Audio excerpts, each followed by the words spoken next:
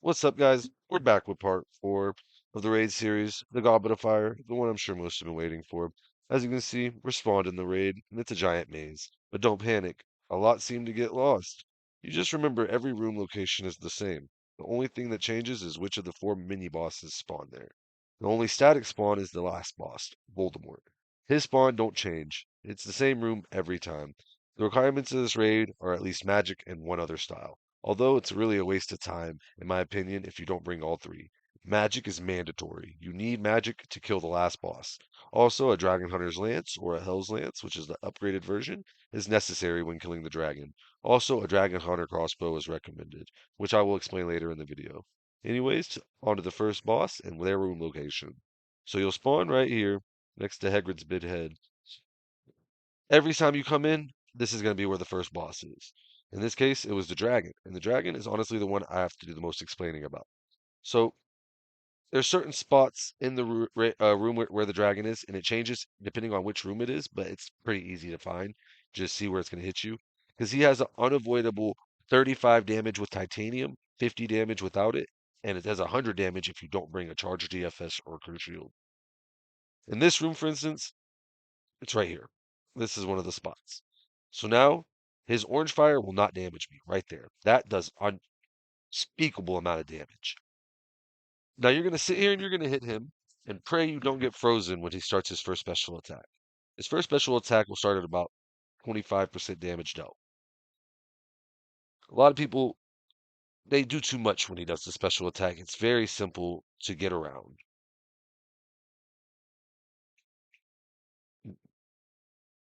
I honestly do feel like, though, ooh, that's bad luck. See, he's right at about the threshold. There it is. And I'm frozen. All right, so now you just want to hit him and two-step him. It's a lot simpler. I landed right on that than most people think. I want to show my own errors so y'all can see where you might mess up. That's all you got to do. You want to be at least 2 steps away from the dragon's fire is going to hit. I also recommend bringing, like I said in the intro, a dragon hunter crossbow because it's going to go after this little special phase. His next phase is going to be where you're going to only be able to hit him with range. So it just adds about 300 damage, 400 damage per kill, which really can save you a little bit of time. It's honestly very simple.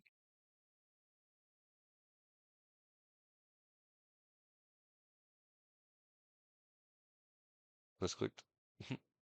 All right, see, now he's in this phase. Switch to the Dragon Hunter crossbow because you can only hit him with range when he's like this.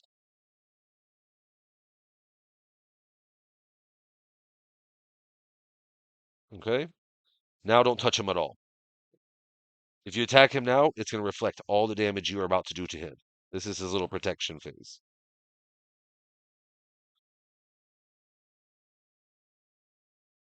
Honestly, gives you a little time to heal up and stuff, so it's not bad. Now you want to go back to this spot in case he hits you with the orange first, and now you're going back to where you were just doing. See, now this is where it can get a little tricky when he's doing both phases at the same time. Because if he catches you with the freeze, you got to tank that.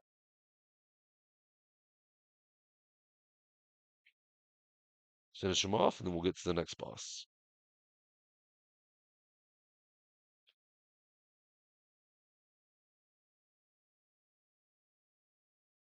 Save some prayer. All right. So now, when you leave the first room, you're just going to come down the hallway back to exactly where you started. Second room is just straight ahead. I always use my mini map. And next is Cerberus. Cerberus, you're going to use all 3 styles. It's gonna tell you which one to use in the chat, so just pay attention. In the chat, it'll say Cerberus is enraged by range, Cerberus is enraged by melee, but it takes the same pattern every time.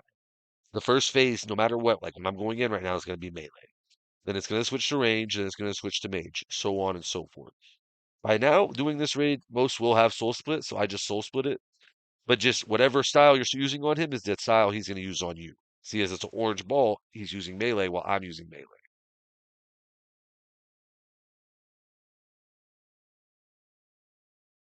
All right. I was a little too late there, and as you can see, it does damage and heals him because I missed a tick. So try not to miss those. This one is honestly not hard at all. This is one of the easier ones.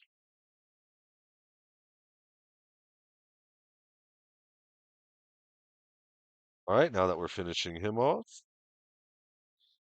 if my RNG would work a little bit, it'd be nice.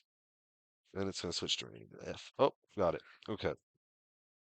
After you finish him, run down this hallway. And if you just click and use your mini map, that's going to be the next room right there.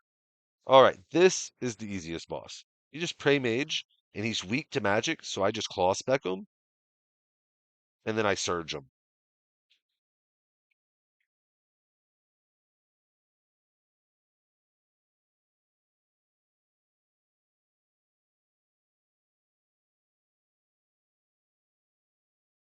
All right, now you're going to finish off the spider. Now the next room is the final boss, but you're not killing him yet. You have to skip that one until after you kill the last mini boss. Always just follow this path. This is the fourth boss. That's the main boss, the main villain. Uh, yeah, that's the one you have to use magic on, but we'll get to him later. Skip him from now. Follow this hallway all the way down, this little path. I just click right here because this is where the boss is. And last is the most annoying one, in my opinion, the grab horn. He's like a Zarpus and a Nilo mixed. I only use magic and melee on him because it's just easier.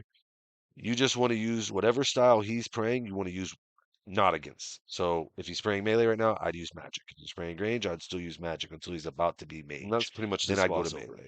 Here's an example.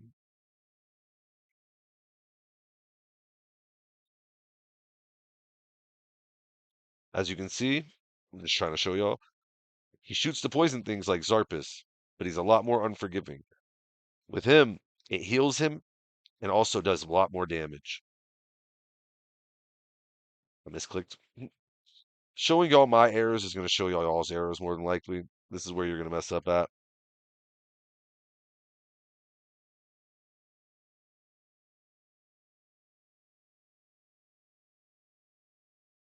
Is trying to maintain clicking and doing everything, it can get a little overwhelming. That's why I recommend Ellie for this raid, but it's not necessary to have an Ellie. I can do it without it, but I'm also trying to focus on explaining it to you guys.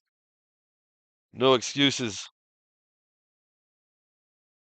Fucking doing this raid like a shitter right now.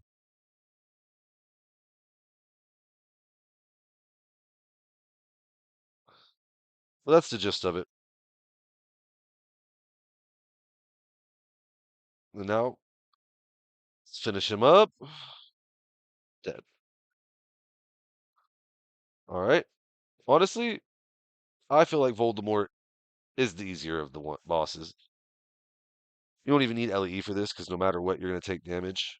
But by this end game mode, you're gonna be having enough heals to where you auto heal.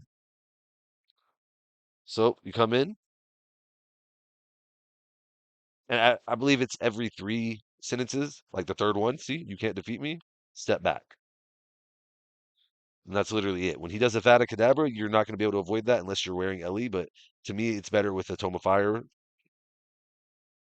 Step back. You get better damage, in my opinion. In worst case scenario, I mean, like I said, you heal. All you got to do is just drop, like, hit a brew real quick.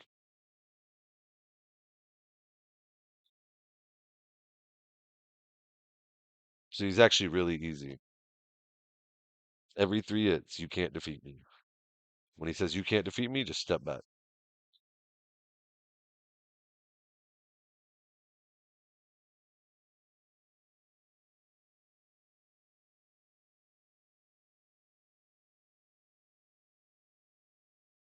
And he's dead.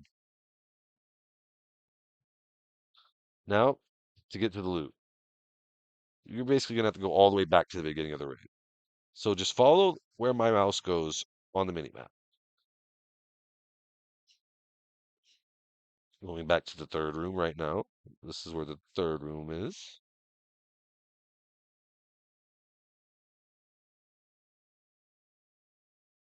towards the second room.